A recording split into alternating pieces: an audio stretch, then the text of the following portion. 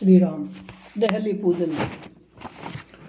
प्राचीन काल में शायद ही कोई घर बिना देहली के रहा होगा। शायद ही किसी घर की देहली बिना पूजा की रही होगी। देहली के पूजन के पीछे विशिष्ट सांस्कृतिक भाव छिपा हुआ है। प्राय एक रूढ़ी है कि जब नववधु विवाह के बाद गृह प्रवेश करती है तब घर की देहली पर अनाज का माप रखा जाता है। गृह प्रवेश करती हुई वधु उस माप को अपने पैर से उलटकर घर में प्रवेश करती है। पुराने समय में अन्न घर का वैभव माना जाता था।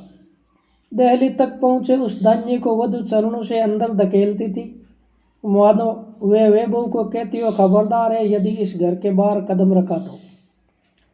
आज तक तुझे कोई पूछने वाला नहीं था, अब मैं इस घर की स्वामिनी गृहिणी बनकर आई हूं। इस देहली पर मेरी आज्ञा चलेगी। इस तरह घर के बाहर निकलकर अदृश्य होते वैभव पर अपना अधिकार जमाती हुई गृहिणी गृह प्रवेश करती है। देहली घर की इज्जत की रक्षक है। मानव का मन अति चंचल है, वह किस क्षण कहाँ फिसलेगा यह कहना मुश्किल है। स्त्री घर के बाहर पैर रखे देहली लांगे तब उस पर घर की मूक साक्षी देहली उसे उसके अंतर मन के द्वारा पूछती है, तो यह देहली लांगती है। लेकिन इससे घर की मर्यादा का उल्लंघन तो नहीं होता है ना। आवेश में आकर घर की इज्जत तो धूल में नहीं मिलती है ना। बाहर पैर रखती है पर वे बुराई की ओर तो नहीं बढ़ता है ना। और यह देहली एक मूक बुजुर्ग का काम करती है। गलत काम करने के लिए उठे कदम को वे रोकती है, असत्य के पथ पर आगे बढ़ने से रोकती है। यह देहली घर के बाहर निकलते पुरुष को सतर्क करती है, इस समय तू कहाँ चला। खानदानी घर के लोग इस तरह अंधेरे में नहीं भटकते हैं। पत्थर की देहली मानव के कृत्यों की सूची में रखती है। घर के बाहर निकलते समय कहाँ जाते हो ऐसी पूछताछ करती है, और घर में दाखिल होते ही पुरुष के घर से बाहर के आचरण की जांच करती है कि बाहर से घर में आए हुए पुरुष के साथ उसके भीतर अवांछनीय बातें तो नहीं घुसाती है, न उसकी जांच करती है। बाहर से पैसा कमाकर लाने वाले पुरुष से देहली पूछती है, यह तेरे पसीने की कमाई है ना, पाप की कमाई तो नहीं है ना। यदि संस्कारी जीव हराम की कमाई लाया होगा तो देहली में दाखिल होते ही उसका अंतर मन है उसे सताएगा। देहली यानी लक्ष्मण रेखा।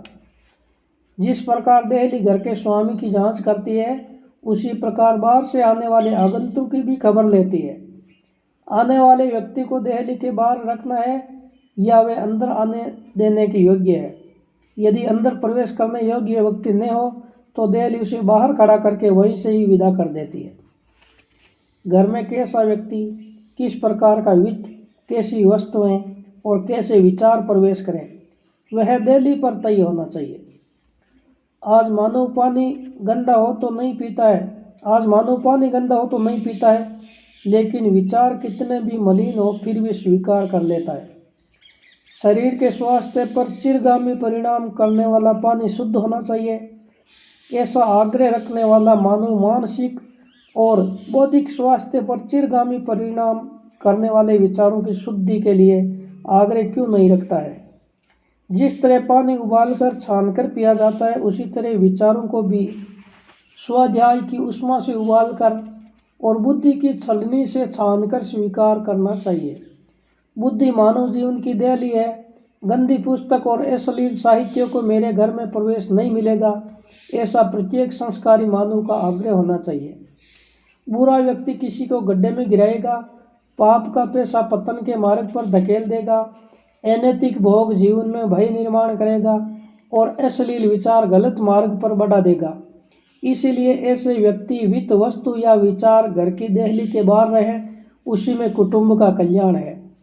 गृह लक्ष्मी को देहली का पूजन करके देहली में स्थित देवता से प्रार्थना करनी चाहिए कि हे प्रभु, मेरे द्वार पर शैतान का नहीं संत का स्वागत हो। ए लक्ष्मी का नहीं लक्ष्मी का पूजन हो। मेरे घर में भोग से निर्माण होने वाली भीति नहीं बल्कि प्रसाद से प्राप्त होने वाली प्रसन्नता व्याप्त हो। कुविचारों का कचरा नहीं बल्कि सद्विचारों का साम्राज्य बना रहे। देहली यानी मर्यादा। हमारे जीवन में विचार, विकार, वाणी, वृत्ति और वर्तन की मर्यादाओं को स्वीकार होना चाहिए। हमारे यहाँ सभी ऋषियों ने और आचार्यों ने वेद मान्य विचार कहे हैं। उन्होंने विचारों पर वेदों का बंधन माना है, वैसे ही हमारे विचारों पर भी बंधन होना चाहिए। अनिर्बद्ध विकार व्यक्ति और समाज जीवन के स्वास्थ्य को हानि पहुंचाता है। हमारी वाणी भी मर्यादा से शोभित होनी चाहिए। कहाँ बोलना, कब बोलना, क्या नहीं बोलना, उसका संपूर्ण विचार करके मानव को शब्द का उच्चारण करना चाहिए। अनियंत्रित वाणी अनेक अनर्थों का कारण बनती है, जबकि सुनियंत्रित वाणी पृथ्वी पर स्वर्ग खड़ा कर देती है। मानव को वर्ती मर्यादा का भी स्वीकार करना चाहिए। दीन या लाचार न बनकर स्ववर्ती के अनुकूल कर्म करके तेजस्विता से जीवन बिताना चाहिए।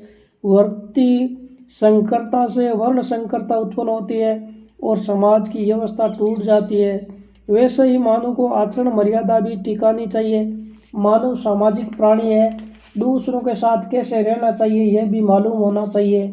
मेरे प्रत्येक व्यवहार को भगवान देखते हैं, ये भाव दृढ़ होगा तभी हमारा आचरण स्वयं सुनियंत्रित होगा।